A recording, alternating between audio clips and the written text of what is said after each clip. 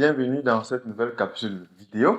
Alors, nous nous intéressons à cet exercice. Donc, au départ, on nous donne deux nombres complexes, Z1 égale à moins 1 plus 2i, Z2 égale à 1 moins i, et on définit un nouveau nombre complexe, noté grand Z, égale à Z2 au cube divisé par Z1 au carré.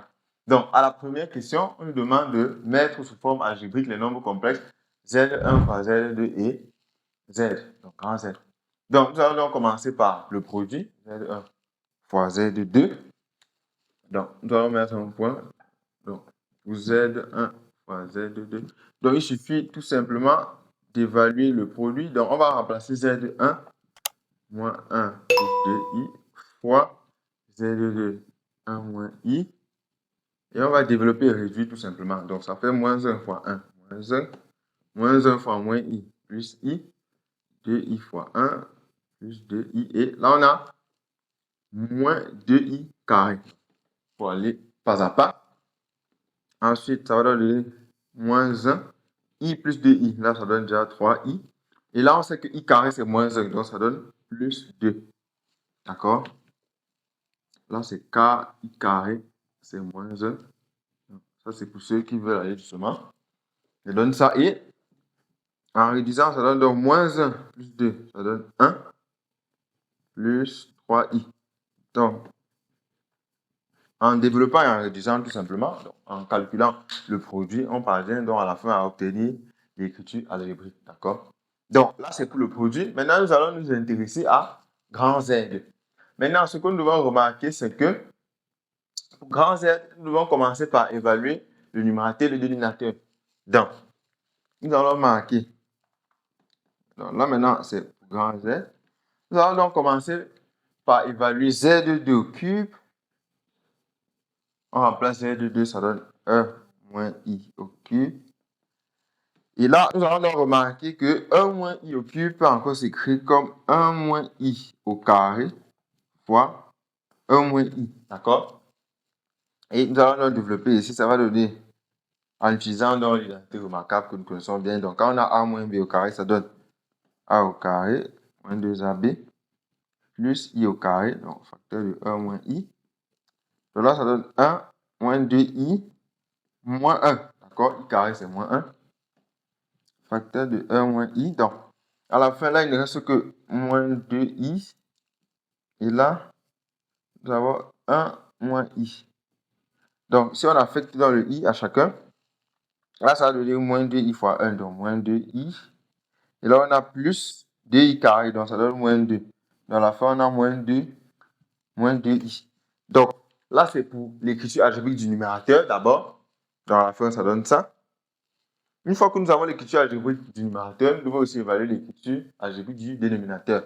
Et dans ce cas, c'est Z1 au carré. Donc, Z1, c'est moins 1 plus 2i au carré.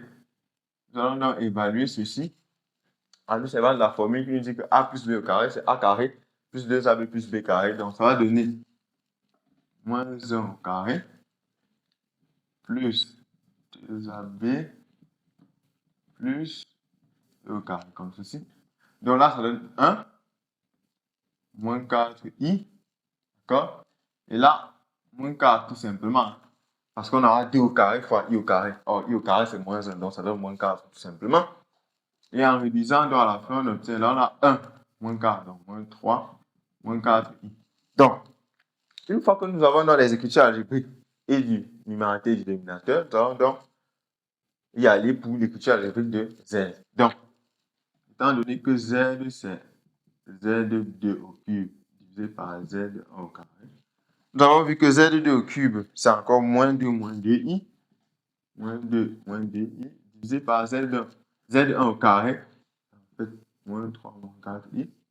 Et nous savons bien comment ça marche lorsque nous avons un quotient. Donc, ça va donner moins 2 moins 2i facteur de moins 3 plus 4i, c'est-à-dire le conjugué du dénominateur, divisé par moins 3 moins 4i, facteur de moins 3 plus 4i. Donc, on va développer et réduire. Là, ça fait 6. Ensuite, moins 8i plus 6i. Et là, on a moins 8i carré. D'accord? Donc, ça donne plus 8. Le tout divisé par moins 3 au carré, en fait. Plus moins 4 au carré. Donc, si vous appliquez la formule, ça donne ça. Donc, j'espère qu'on a bien développé le numérateur. Vous pouvez bien vérifier. Donc là, ça donne 6 moins 8i plus 6i. Et là, ça donne moins 8i au carré.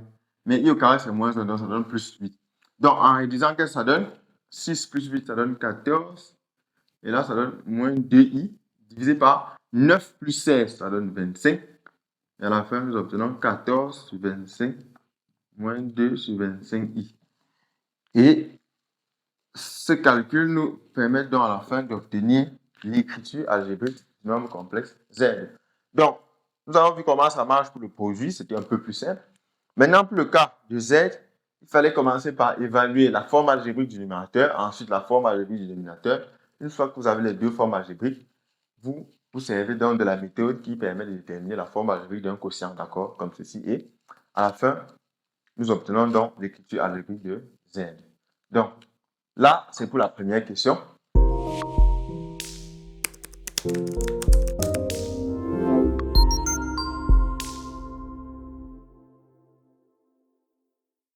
Au départ, nous avons Z1, Z2, deux nombres complexes donnés comme ceci. Et nous avons grand Z égale à Z2 au cube sur Z1 au carré. Alors, à ce niveau, on nous demande de calculer le module de Z1 et le module de Z2 à la puissance 15 sur Z1 à la puissance 4. Donc, nous allons commencer par évaluer le module de Z1. D'accord? Donc, allons-y. Donc, module de Z1, c'est noté comme ceci. C'est égal à quoi? Alors, pour évaluer le module de Z1, nous allons nous rassurer que le nombre complexe Z1 est sous sa forme algébrique. Donc, Z1 est bien sous sa forme algébrique. Donc, nous allons nous servir de la formule.